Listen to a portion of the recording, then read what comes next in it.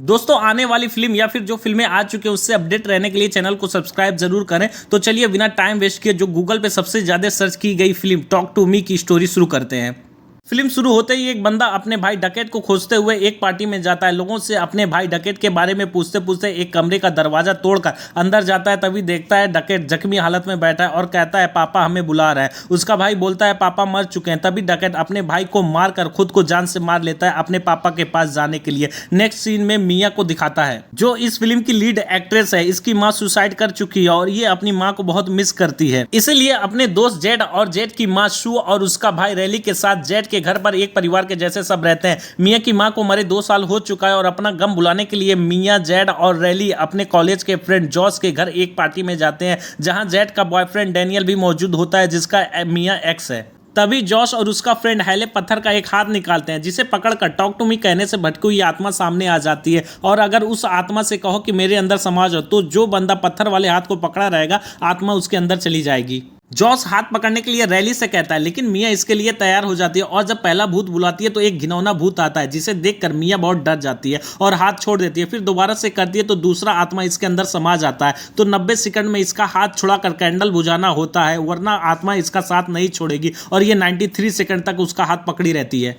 इसके बाद अगले दिन जेड की मां घर से कहीं जा रही होती है तो सब आत्मा वाली पार्टी करने जेड के घर इकट्ठा होते हैं और एक एक करके सब अपने अंदर भूत बुलाते हैं और मजा लेते हैं। तभी सब जेड के भाई रैली से भी ये करने को कहते हैं। जेड को छोड़कर सभी एग्री रहते हैं, इवन मिया भी। इसीलिए जेड गुस्सा होकर दूसरे रूम में चली जाती है और जब रैली आत्मा बुलाता है तो उसके अंदर मिया की मां का आत्मा आ जाता है। तो मिया इमोशनल होकर उससे बात करने लगती है और टाइमर 2 मिनट तक चला जाता है। मिया की मां रिहा सुसाइड की थी, इसलिए रैली के अंदर समाकर भी सुसाइड करने के लिए सर पटकती, रैली की आंखें निकालती, रैली को मारना चाहती। जेड आकर रैली को किसी तरीके से बचा लेती है लेकिन हॉस्पिटल में जाने के बाद भी रैली अपना सर पटकता जान देने की कोशिश करता और मिया को भी उसकी मां दिखाई देती और जो भूत उसने पहले अपने अंदर बुलाया था 93 सेकंड में वो भी उसको दिखाई देते हैं। और इसकी मां रिया हमेशा मिया को बताती रैली बहुत तकलीफ में है, इसको जान से मारकर मुक्त कर दो। इस चीज को कंफर्म करने के लिए जॉस और हैले से पत्थर का हाथ लेने जाती और इस हाथ के बारे में पूछती कि यह हाथ तुम्हें कहां मिला। तो जॉश बताता है इसका एक दोस्त डकैत दिया था जो कि फिल्म के स्टार्टिंग में ही खुद को जान से मार लेता है।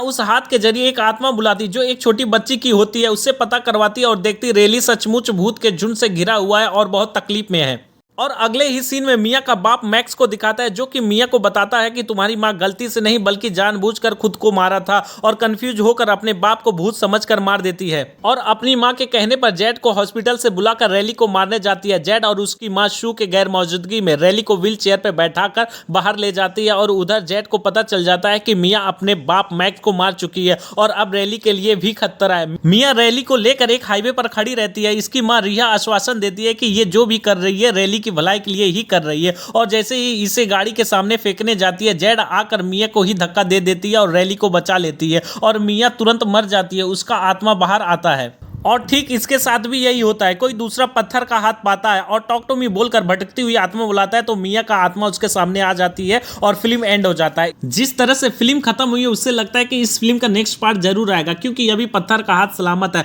हो सकता है जेड से बदलाने के लिए मिया कुछ करे या फिर कोई नया स्टोरी डाल दे। दोस्तों इस फिल्म की IMDb रेटिंग 7.2 और टोमेटोज 94% है, जबकि पर्सनली मैं इस फिल्म को 10 में से 7 स्टार दूंगा। तो दोस्तों इसी तरीके से फिल्म का स्टोरी जानने के लिए चैनल को सब्सक्राइब जरूर कर दें और बेल आइकन भी दबाएं। जय हिंद।